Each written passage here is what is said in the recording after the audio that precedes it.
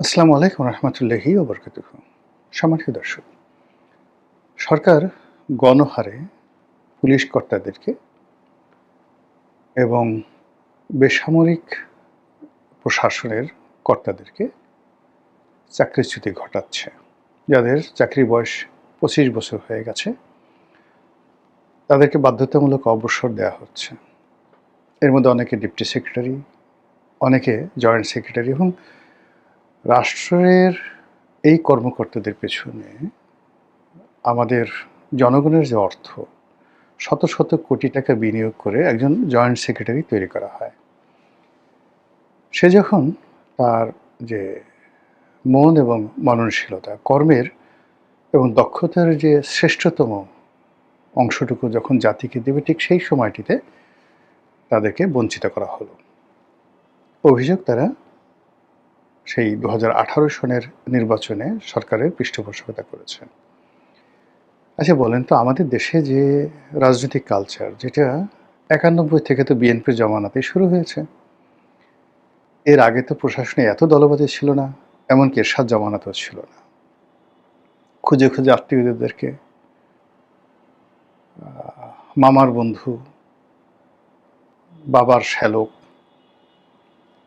মানে এরকম নানা পরিচয়ে সামরিক বেসামরিক বাহিনীতে, বিচারালয়ে, তারপর দলীয় পান্ডাদেরকে চিফ জাস্টিস বানানো থেকে শুরু করে এই অপরাধগুলো প্রথম শুরু করেছিল কারা বলেন তো? এরপর যখন এটা একটা ট্র্যাডিশনে চলে আসছে, সেই ট্র্যাডিশনের মধ্যে যদি একবার কেউ পড়ে যায়, সেখানে আসলে কিছু করার থাকে না। এখন যেমন ধরেন, যদি আপনি জেনারেল ওয়াকারুজ্জামান, তিনি শেখ হাসিনার ভাগ্নির জামাই। শেখ হাসিনা তাকে আদর যত্ন করে লালন পালন করেছেন, ওই পদে বসিয়েছেন। আচ্ছা, শেখ হাসিনার জন্য কি তার একটা উফ শব্দ করার শক্তি ছিল? কিংবা এখন তিনি পারছেন? পারেন নাই তো, একটু পারেননি। কিংবা শেখ হাসিনার একেবারে অনুগত শাহাবুদ্দিন চুপ্পু, তিনি কি শেখ হাসিনার জন্য একটা ডট, জাস্ট একটা ফোঁটা দিতে পেরেছেন? কিংবা যে মঈনুদ্দিন সাহেবকে তারেক রহমান সাহেব, হাওয়া ভবন, বেগম জিয়া, সাইদ ইস্কান্দার সবাই মিলিয়ে সেনাপ্রধান বানিয়েছিলেন, যে মাসুদ উদ্দিন চৌধুরী ঘনিষ্ঠ আত্মীয়, জিয়াউর রহমান সাহেবের ঘনিষ্ঠ আত্মীয়, তারেক রহমান সাহেবের ঘনিষ্ঠ আত্মীয়, তারা কি ১/১১ যখন ঘটে গেল, জিয়া পরিবার কি কোনো রকম সহযোগিতা করতে পেরেছিলেন? Single no. গত ১৭ বছরে জামাত এবং বিএনপির অসংখ্য লোক এই প্রশাসনে ছিলেন। তারা কেউ কি বিএনপি বা জামাতকে সাহায্য করতে পেরেছে? সম্ভব ছিল? বা এখন যারা আওয়ামী লীগের লোকজন আছে, তারা কি আওয়ামী লীগের কোনো একটা লোককে, কোনো ওসি, কোনো ডিসি, কোনো মানে বিচারক এটা সিঙ্গেল উপকার করতে পারবে? পারবে না। আমাদের দেশের প্রশাসন যন্ত্রটা সবসময় ক্ষমতাসীনদের দাবিদারি করে।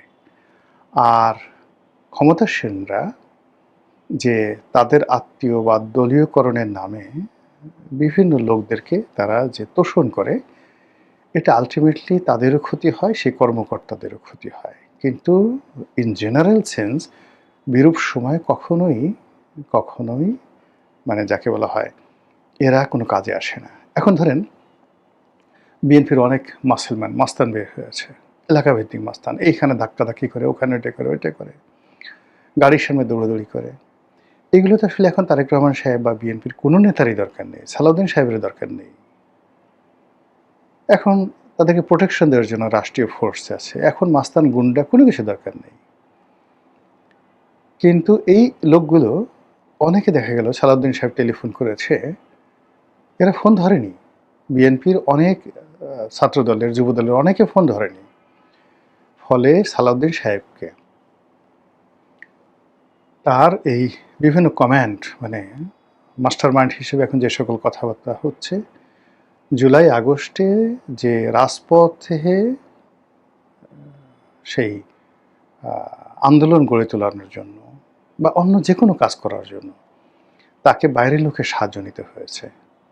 তাকে টাকা দিতে হয়েছে নুরুল হক নুরুকে, টাকা দিতে হয়েছে রাশেদকে, গণ অধিকারের সাধারণ সম্পাদক ছিল রাশেদকে। আমতারেকের সঙ্গে জনাব তারেক রহমান সাহেবের যোগাযোগ হতো। এবং এই আমতারেক, নুরু, রাশেদ মূলত ওনারাই ছিলেন, এই জোনায়েদ সাকি তারাই ছিলেন জনাব তারেক রহমান এবং সালাউদ্দিন সাহেবের মূল হাতিয়ার। তিনি তার দলের লোক দিয়ে মানে তাদের বিপদের সময় একটা গাছের পাতাও নড়াতে পারেননি। তাহলে এখন এই সময়টাতে বাহাদুরি দেখায় লাভটা কি? তো একইভাবে কিন্তু প্রশাসনের অনেক কর্মকর্তা আমি চিনি যারা এই ইউনূস জমানায় মানে শেখ হাসিনা পর্যন্ত সিনিয়র এডিসি ছিল, সিনিয়র সহকারী সচিব। এই ২ বছরের মধ্যে সচিব হয়ে গেছে। তাদের গায়ে তেলে ঝুলে পোশাক আশাকে তাকানোই যায় না। আর ওই সময়টাতে তারা যে বিএনপি করতো, আওয়ামী লীগ শাস্তি দিয়েছে, কিন্তু বিএনপির একটা লোককে কোনোদিন তারা এক কাপ চা খাওয়ায় নাই। বিএনপির লোক দেখলে ভয়ে দৌড়ে পালাতো। আমার ঘনিষ্ঠ কয়েকজনকে দেখেছি, তারা ভয়ে আমার সাথে কথা বলতো না। একদিন এয়ারপোর্টে একটা কর্মকর্তা আমাকে দেখে সে কি দৌড়, আমি জানি যে সে বিএনপি করে। তারপর তাকে ধরে নিয়ে আসলাম বললে তোমার কোনো অসুবিধা নেই, শেখ হাসিনা কিছু বলবে না। কিন্তু মানে চারিদিকে 10টা গোখরা সাপের মধ্যে দাঁড়া করে রাখলে যা হয়, ওই কর্মকর্তাটি এয়ারপোর্টে যতক্ষণ আমার সাথে ছিল শেখ হাসিনার জমানাতে, ও ভয় থরথর করে কাঁপতেছিল কখন তার চাকরি চলে যায়। এই অবস্থা হয়েছে। তো সেখানে এই যে গণহারে সামরিক বেসামরিক প্রশাসনে যে চাকরিচ্যুতি ঘটানো হচ্ছে, এতে করে পুরো প্রশাসন যন্ত্র অচল হয়ে যাচ্ছে। আমি আমার নিজের দুটো অভিজ্ঞতা বলি। আমার জেলা দিয়ে, যেহেতু 18-র নির্বাচন নিয়ে যারা ডিসি ছিল, তো তাদের সবার চাকরিচ্যুত করা হচ্ছে, এসপিদেরকে করা হচ্ছে। তো পটুয়াখালীতে 2018 সনে আমি, আলতাফ চৌধুরী সাহেব, আমরা দুজন ছিলাম, মোশাররফ সাহেব ছিলেন। তো মোশাররফ সাহেব তিনিও ভালো বলতে পারবেন, এখন খেপুপাড়ার যিনি এমপি, কলাপাড়ার যিনি এমপি।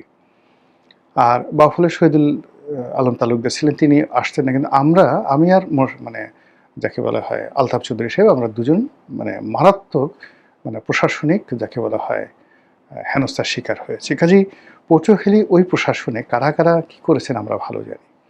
এখন ওই সময়টাতে ডিসি ছিল সম্ভবত মুহিব বা এরকম একজন নাম ছিল, মুহিত বা মুহিব, জেন্টেলম্যান ভদ্রলোক, আর্মিতে থেকে আসছে।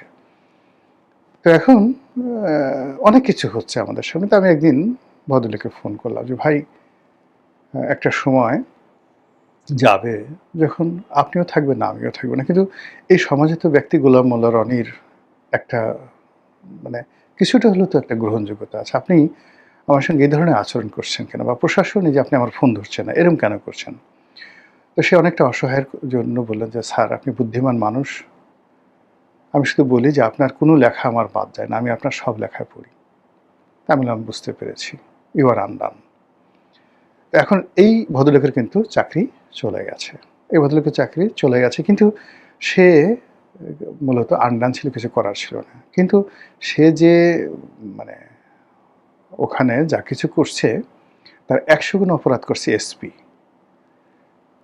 তো এসপি যে ছিল সে আবার আমার 3 নম্বর ভাইয়ের ক্লাসমেট ছিল। আমি খুব আশাবাদী ছিলাম এসপিটা ভালো ছিল। ওর নাম ছিল সম্ভবত আজিম বা এরকম কিছু একটা ছিল। নাম জানি না, নামটা মনে নাই। এসপির যন্ত্রণায় পুরো মানে জেলাতে তাণ্ডব হয়ে গেছে, কারণ এসপি কোন অবস্থায় আছে। আবার এসপি যে বদমাইশি করেছে, তার সাথে 100 গুণ বদমাইশি করছে তার একটা এডিশনাল এসপি ছিল, আমি তার নামটা মনে করতে পারছি না।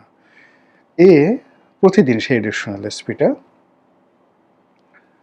প্রতিদিন সে করতো কি, এই আলতাফ চৌধুরীর বাড়ি ভাঙতে যেত, দাঁড়ায় থাকতো, মানে ওই যুদ্ধের যে এক ধরনের পোশাক পরে, সেই পোশাক পরে সে মানে জুতো একদম বুট এই পর্যন্ত থাকে না, এগুলোকে কি বলে, ওয়ার বুট বলে, এগুলোর পরে দাঁড়িয়ে থাকতো আর আওয়ামী লীগের ক্যাডারদেরকে বাড়ির মধ্যে পাঠাতো ভাঙচুর করার জন্য। একদিন এরকম একটা ঘটনা, আমি আলতাফ চৌধুরীর বাসায় ছিলাম। আলতাফ চৌধুরী সাহেব এবং উনি আমরা বললেন যে রনি চলো আমরা বের হয়ে যাই, আমরা গ্রামে যাই, ওই বাইরে ওই বদমাইশটা আসছে, তো বদমাইশটা আসছে এখনই, বাড়িটা ভাঙচুর হবে, তুমি আসো তো, তো যার জন্য বিব্রত হবে, চলো ওদেরকে স্বাধীনভাবে ভাঙচুর করতে দেই বলে আমরা বের হয়ে গেলাম। তো ওই বাইরে এডিশনাল এসপি যে দাঁড়ায় আছে, তো আমি তো মানে হোয়াইট, তখন আমাকে সবাই চেনে, তো সে আমাকে দেখেই না চেনার ভান করলো, অন্যদিকে তাকাই আছে। আমিও নাচছেন আর ভান করলাম, কিন্তু আলতাফ চৌধুরী সাহেব আগাইয়া গেলেন, সালাম দিলেন, হ্যান্ডশেক করতে চাইলেন, ওই বদমাসটা হ্যান্ডশেক পর্যন্ত করলো না। এডিশনাল এসপি হ্যান্ডশেক করলো, স্বর্ণ দিকে তাকিয়ে রইল। তো এর শাস্তি কি হয়েছে? পটুয়াখালীতে ওই সময় তো এডিশনাল এসপি, আমি নামটা মনে আসতেছে না, সে হয়তো দেখা যাবে যে কোনোভাবে মেরে আছে। আরেক বদমাইশ এডিশনাল এসপি ছিল, এই ঢাকাতে একটা এসবির একটা বড় পদে ছিল, নাম বলবো না। এই বিএনপি লোকদের উপর তদারকি করত, বিএনপির লোকদের উপর তদারকি করতো এবং বিএনপি লোকের সাথে গিয়ে মিশে তারা বলতো আমি বিএনপির লোক, ইত্যাদি ইত্যাদি ঘটনা।